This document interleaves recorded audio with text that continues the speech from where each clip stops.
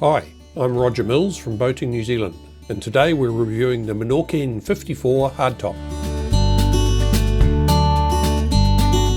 It was fun and refreshing to go out on a motor yacht that embraces style, purpose and elegance.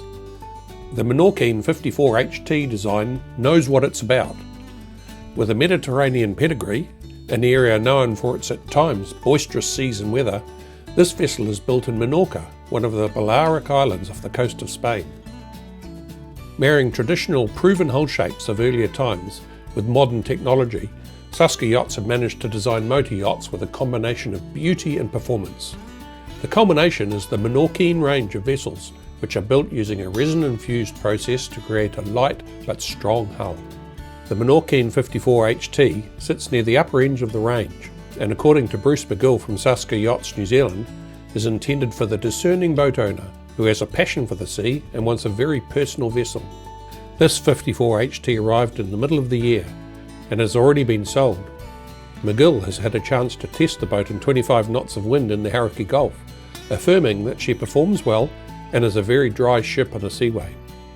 On arriving at the marina, the Menorquin 54 HT stood out as an imposing vessel, beamy with plenty of height at the rail. A rounded transom tucks neatly into the rear duckboard, which on this vessel holds a tender and purpose-built chocks. An easy step aboard and up a few steps onto the rear deck, where large teak decks flow easily around the cabin, giving wide and clear access along the vessel to the bow. There are plenty of substantial cleats for docking lines, always handy when coming into a new berth with a range of different length lines. We took the boat out in a light to moderate northerly wind. Easing out of the Rena berth in West Haven, a light touch with the bow thruster had us easily turning upwind and heading down the fairway. The boat feels like a large boat underway. It's 24 tonnes just gliding along, powered by twin Volvo D6 480 horsepower diesels with shaft drives. Once out past the 12 knot zone, we were able to come up to cruising speed as we headed past Bean Rock to Motahi Island. With the drone for company, we could see the way the hull's fine entry gently curved the water out and around the hull, leaving a clean wake. The Sasga Yachts Menorquin semi-displacement hull design allows them to glide through the water efficiently with engines half the horsepower of similar-sized production vessels, explained McGill. We were sitting comfortably at just over 17 knots at 3,000 RPM. The steering was light and visibility from the helm was excellent, with large windows all round the cabin. Good sound insulation and closing the rear door made for a very quiet interior underway. Full speed was just over 23 knots, although Bruce said 15 to 17 knots was a good cruising speed, balancing fuel burn versus speed. Bruce said he was using a combined total of 113 litres per hour at 17 knots. With fuel tanks holding 2,800 litres, that's a cruising range of over 400 nautical miles. The twin throttle controls sync the engine speeds, and with a clear track ahead we engaged the Raymarine autopilot. The helm station is set up with twin 16-inch Raymarine Axiom Pro hybrid touch displays, zip-wake trim tab controls, anchor road counter and simple toggle switches, and a nice timber panel that affords plenty of space for ease of reading. The varnished timber wheel is a nice touch. The bow thrusters have proportional toggle controls and the ability to lock them on with a top button. This allows the skipper to hold a constant side force while manoeuvring, but leaves the hands free for other actions. Very soon we were dropping anchor at Motahi, with the Lofran's anchor winch operated from the helm station. A short anchor platform keeps the anchor clear of the hull for deployment and retrieval. The foredeck area is large and clear, with small side seats either side of the winch. Good position to sit in a seaway, keeping low and safe. You notice the nod to the Menorquin's Mediterranean heritage with a forward stem post. Behind the winch is a large locker, which can be optioned as a small captain's cabin, depending on the layout chosen. The forward cabin top has sun squabs, plenty of lounging area here. On this model it is set up with optional pull-over sun covers, so the squabs can be permanently left in position. Handy when back on the dock, saving stowage space. The hardtop supports the radar dome, TV receiver, VHF and AIS aerials. With the anchor down and the boat gently resting under the picturesque Motahi pine trees, it was time for coffee and scones and a chance to enjoy the ambience of the saloon. The vessel certainly has a beautiful aesthetic, particularly the shear line, the purposeful cabin and the white boot topping rising towards the bow. This vessel is the galley up 3-cabin version, without the separate skipper's cabin forward. This option gives the largest master stateroom. Alternatively, you can choose to have the galley down with the master cabin forward. The rear entertainment deck is large and covered by the hardtop overhang. Overhead downlighting provides nice ambient lighting in the evening, and there are roll-down sides for those rainy or windy days. On the starboard quarter, a door gives access to the boarding platform, which lowers hydraulically to allow the tender to float off, as well as providing convenient swimming or diving water access. A boarding ladder is concealed under a cover to starboard when not in use. The only additions added in New Zealand are staples either side on the duckboard for mounting bait boards or a portable barbecue.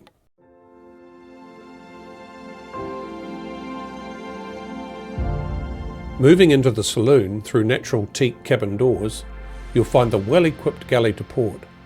It sports an electric oven and hobs, isotherm fridge and bench-top fridge freezer, as well as an additional freezer under the helm seat. There's also a dishwasher under the Korean-style bench.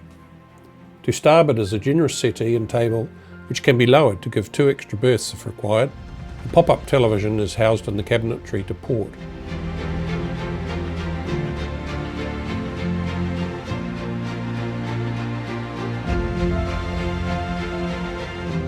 There's also good flow onto the rear deck when both bifold doors are open.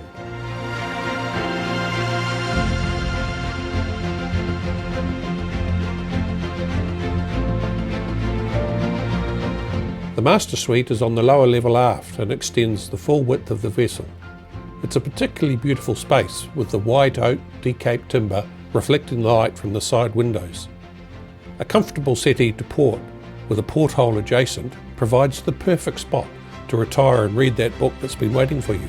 My imaginations are starting to run away with me.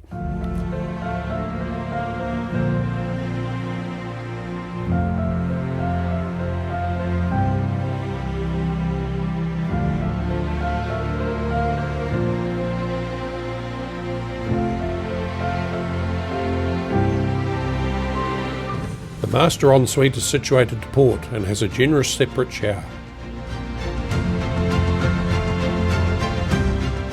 Moving forward, the dayhead with shower is on the starboard side, with a twin single berth cabin forward to starboard.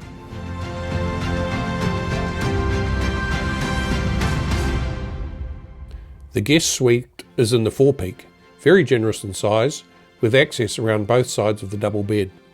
There is ample storage in drawers and hanging lockers. Headroom throughout the vessel is excellent, certainly over 6 foot 6 inches and over 7 feet in places.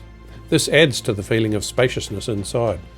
Noticeable were the extensive robust handholds throughout the vessel, very useful in a seaway and an indication of the designer's experience with real-life boating.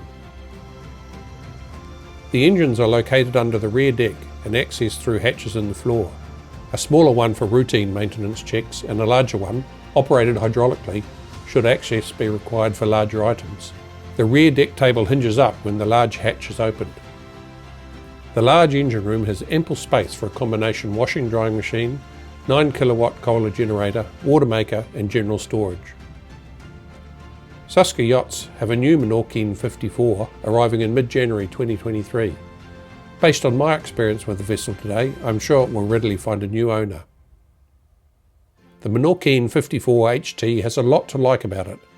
Its no-fuss operating systems, graceful, elegant lines, quality build, beautiful finish and generous cabin spaces are the icing on the cake for a motor yacht built for the sea, and a discerning owner of course.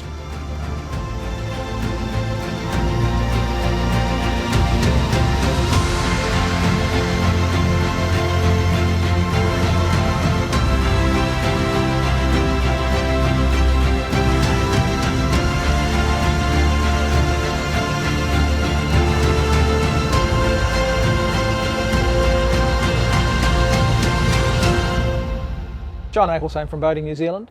Thanks for watching. If you'd like to see more of these videos, please subscribe to our channel.